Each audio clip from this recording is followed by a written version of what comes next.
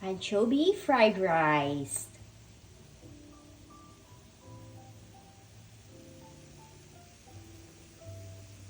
Gawa po tayo ngayon ng another healthy recipe na magugustuhan po na buong pamilya. Ito po ay ang anchovy fried rice. Okay, so ang una po natin gagawin ay syempre, sprayan po natin siya ng olive oil.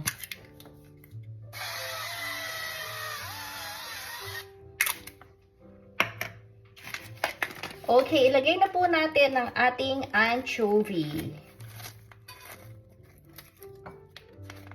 Hindi po isa ha, lahat po ito. Kalahati po kasi tumagsik po yung isa.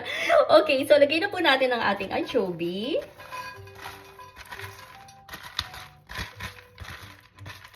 Hindi ko po lulutuin lahat. So, konting anchovy lang po ang ating ilalagay at iluluto sa ating pan. Okay, halu-haluin po para hindi po siya masunog. Alam nyo po ba na ang anchovy ay top source of omega-3 fatty acids na nakakatulong po sa ating brain functions at syempre ang ating heart health. Omega-3 ay nakakatulong din to reduce inflammation. Aside from marami itong health benefits, napakasarap pa po nito. Mayroon din po ito na tinatawag na selenium. Ang selenium antioxidant properties may help po to prevent tumors from growing or spreading. At alam nyo po ba, ito pong anchovy ay high in protein. So, yung pong mga umiiwas na kumain ng meat. Kasi syempre, pag madalas kakain ng meat, hindi rin po maganda sa ating katawan. Pero kailangan po natin ng protein. Okay, so ito pong anchovies ay mataas po ang protein nito. Kaya, perfect po ito sa mga ayaw kumain ng meat. Okay. May mga vitamins and minerals din po ito. At syempre, good source of calcium para sa ating bone health at muscle functions. Ayan, nakita nyo ha, marami po itong maliliit na isda na to, napakaraming health benefits na makukuha po natin. Oh, hindi ba masarap na, healthy pa sa ating katawan at magugustuhan po ito ng buong pamilya at magugustuhan rin ng mga anak po ninyo. Alam ko po yung iba, ang ginagawa po dito, parang ginagawa po nilang torta. Nilalagyan lang po nila ng egg at piniprito po nila na parang torta. So, syempre, magiging crispy siya. Ngayon, itong recipe na to, kakaiba po itong aking gagawing recipe dahil gagawa po tayo ng anchovy fried rice. Napakasimple lamang po nito, pero magugustuhan ng buong pamilya at napakasarap. So, iwasan po natin ito na masunog, kaya hinahalo-halo ko po siya kasi ayaw ko naman po siyang masunog kasi syempre, hindi po masarap pag nilagay natin sa rice tapos amoy sunog yung ating kakainin. So, luluto-lutuin lang po natin siya, ganyan po, make sure na talagang luto po siya at medyo crispy. At pagka crispy na po siya, alisin na po natin siya sa pan at isusunod na po natin ang ating rice. Ipapakita ko po sa inyo kung paano ko po ito lulutuin. Pero I'm sure alam na po ninyo kasi napakasimple lamang po.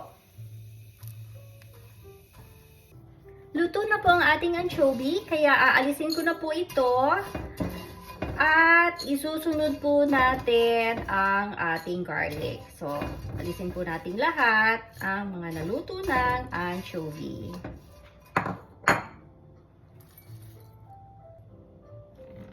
Maglalagay na po ako ng olive oil.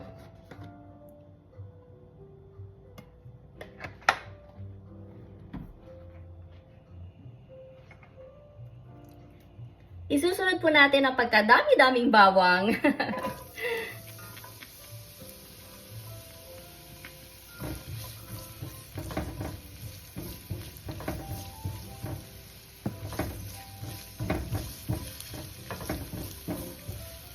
Siguraduhin lang po natin na ang bawang po natin ay medyo magba-brown na po siya.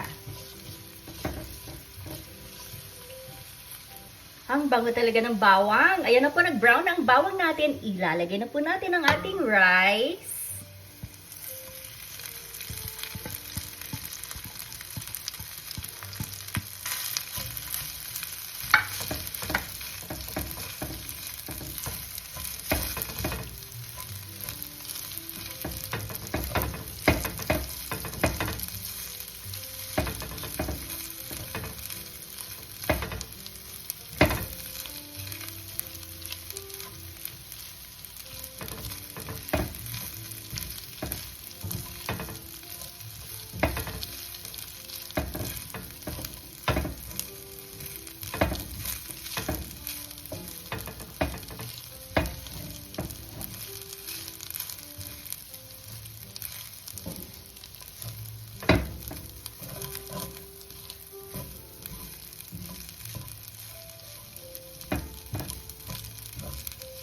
Wow, napakabango. Nakakagutom po talaga. Ngayon, ang ating pinakahuling ilalagay ay ang niluto po nating anchovies.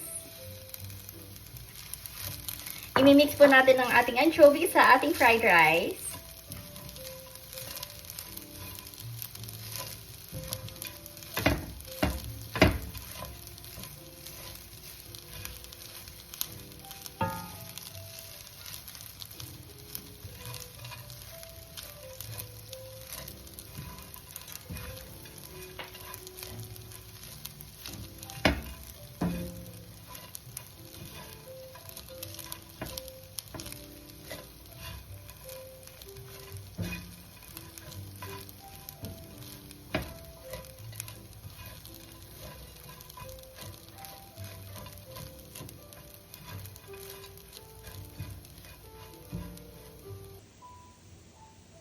Anchovy fried rice.